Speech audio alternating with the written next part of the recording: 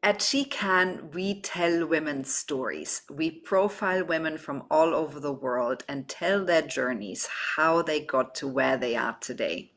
It's easier to be what you can see. And so at She Can, we aim to show what is possible. And I'm very happy to welcome Marijeta Mojasevic today to She Can. Marijeta, thank you for joining us. You're a disability rights activist and youth advisor. You are using your voice very actively to challenge attitudes and behaviors towards people with neurological disorders. You've designed workshops called Life with Disability, and congratulations on making the BBC 100 Women list for 2023.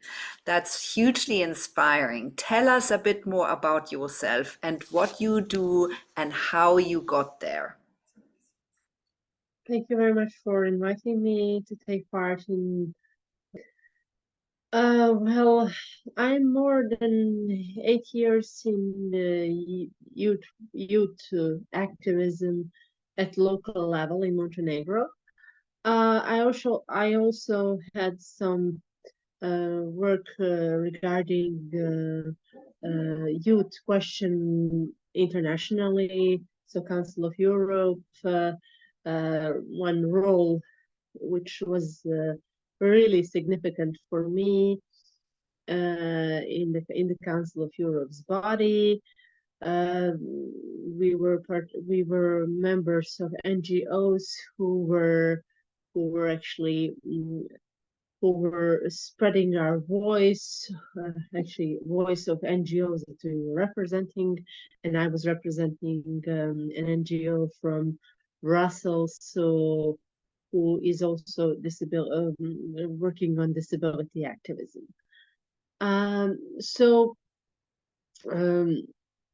My journey actually is long, a decade or something like that, and I'm really happy for upcoming events just to improve status of persons with disabilities here in Montenegro, but also in Europe. Marijeta, so I understand that you have a really long journey. You suffered 2 strokes when you were in high school, which dramatically changed your life, and you have used that event or those events that changed your life as a real purpose to speak up for people with disability. Yes. In Montenegro and also on a European level or even a global level. Tell us a little bit more on that journey, and when did you realize I need to use what happened to me to benefit other people? Yes, that happened to me when I was a high school pupil, and it was a life-changing event. But I had to fight many, not just prejudices, but many changes that were happening inside me, and which created me the way I am today. And it was not an easy role in my life, but it was the role that actually made my life the way it is today. And I'm really happy.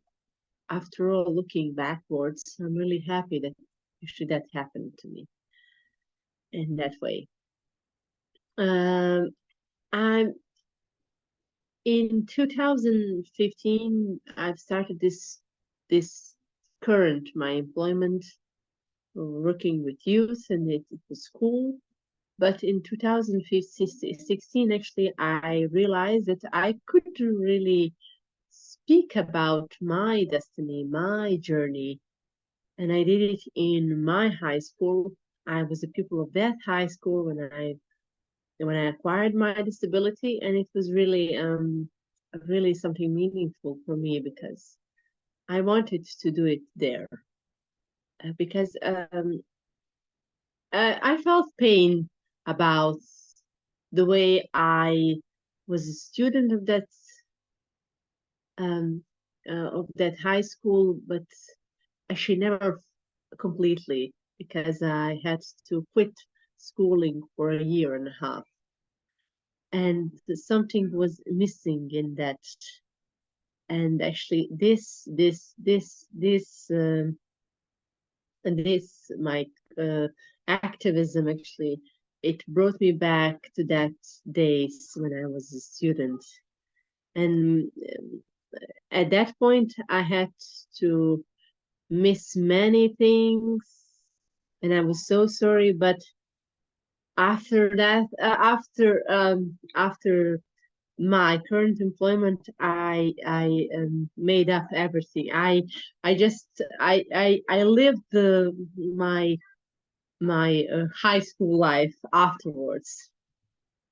That's lovely. Yeah, thank you for telling us that piece of your story.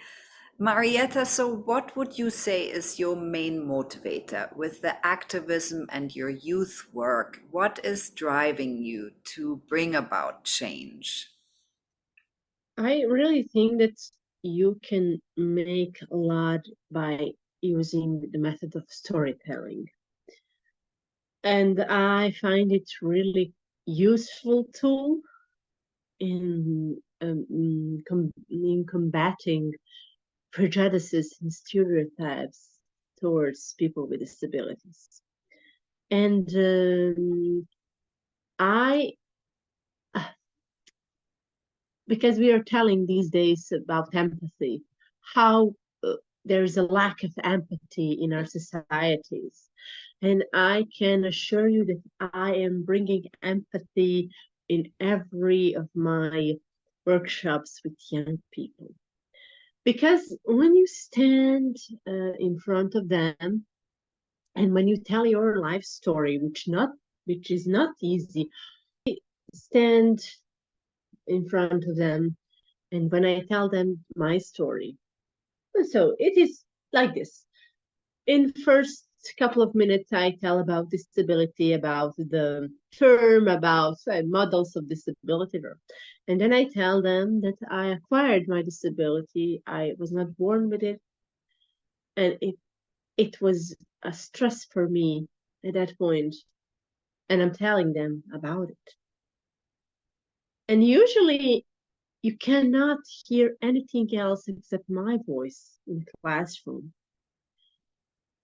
And depending on who is the audience, so how old are they? So let's say elementary schools, they're really careful, and they're really more interested because they know less, and they really want to hear.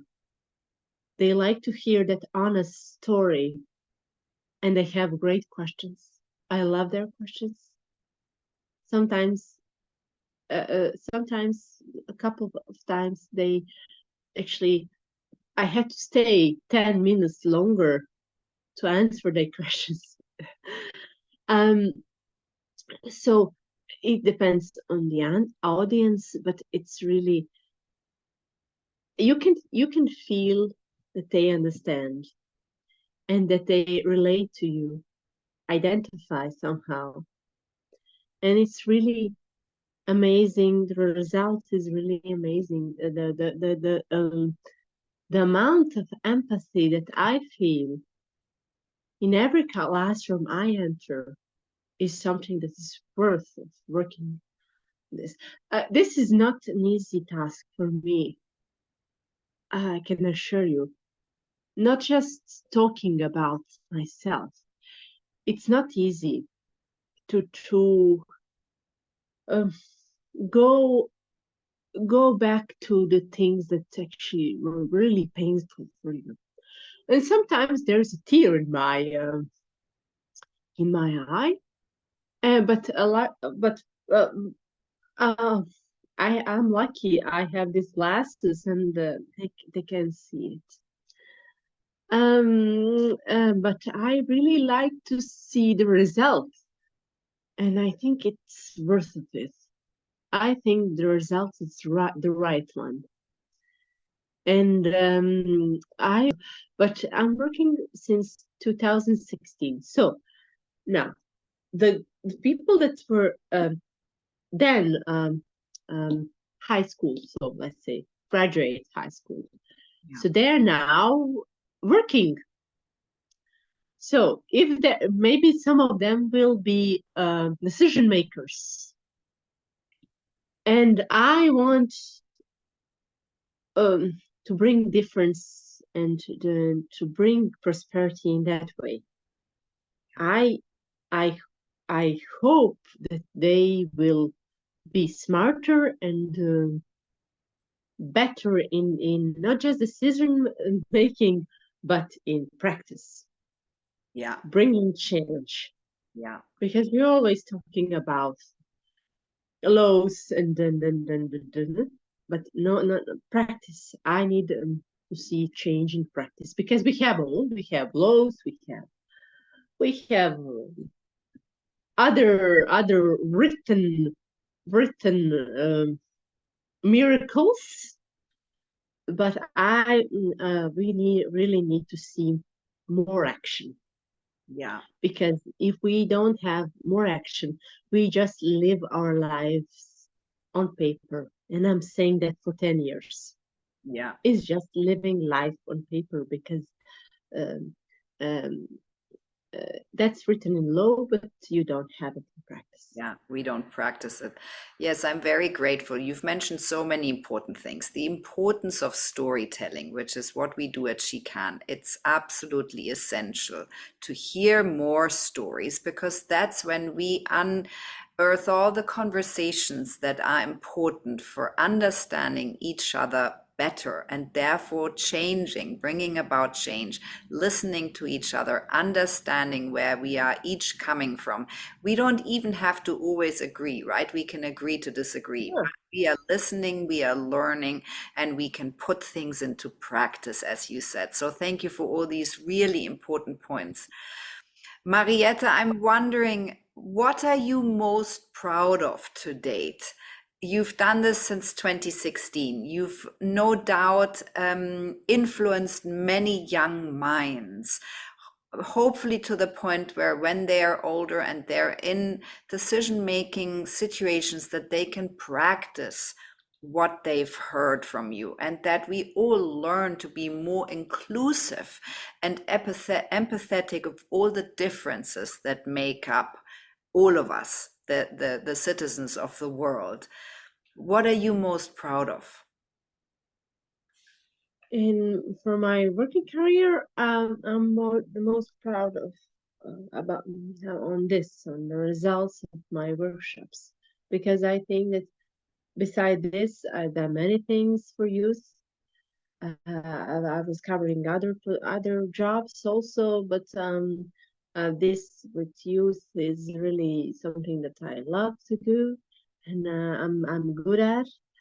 But these workshops is something amazing and something that I would love to do first in whole Montenegro, and I've done it in Council of Europe on body, but also in Council of Europe, yes, in a big room where I can get questions. I love to get questions because then I find that I made it. This I somehow I woke up this sleeping I don't know what in every of this, and I have this I have this I'm using these quotes like fortune follows the brave ones, and I really think that's true. You have to be brave enough to fight yourself first, and then to help others by telling your story. It's a really amazing effect. Yeah. Marietta, so what top tips would you have for young people listening to this? How can we create a more inclusive, just, and truthful society going forwards? I always say during my my introductory lectures that I like to say to young people that they should give a chance to people they don't know, and that they are different, and if they are, let's say, people with disabilities, they should give chance of meeting with them, not just meeting like cultural hello, but really to sit, talk. They can find really great friends and great colleagues and pleasant person to spend time with. I always say that to them, and then I'm trying to work on uh, prejudices and stereotypes to just to make them go, because I think that's in many ways prejudices and stereotypes are um, um, just but they're ruining our reality. The prejudice and the stereotypes. Yes, it comes from fear, I think. Yes. Prejudice is driven by fear. And so Yes. when we are faced with something that is uncomfortable for us or something we don't necessarily want to look at or makes us, but when we don't know how to respond to it, I think that's driven by fear, and that creates prejudice against people who are different. Yeah. Yeah. Marijeta, I'm wondering, you were talking about bravery. How did you get so brave to step out of your comfort zone and be an activist, and work with youth? As I said before in this, I think, interview, it was just a decision. I could stay in that room, and I don't know, maybe I wouldn't even now be in that room. And I could go out and be with people, and I think that's always better option. Definitely. And you can always be alone. Yeah, we're always alone. But I find that when you work with people, you you don't have to, but I have to. So it's my role. I have to try to make things function better Yeah. than they function. Yeah. And I think that I made a good results since now. You're a very inspiring role model, Marijeta. So absolutely no doubt you're doing this so well. Marijeta, so what's in store for you? What are your goals for the next couple of years? What are you planning? Well, I now have to be a mom for the second time, so it will be interesting. And also, I have a child to take care of already. So those two lives that will depend on me for a certain period are interesting goal. But in a professional way, I really would like this story to spread and to to to spread this energy with, and it's with me even now. I hope that it will be possible even internationally, not just nationally. Yes, thank you so much, Marijeta. Thank you for your incredible level of service, for telling your story, for breaking down barriers and making this world more inclusive. Thank you for opportunity to say my story.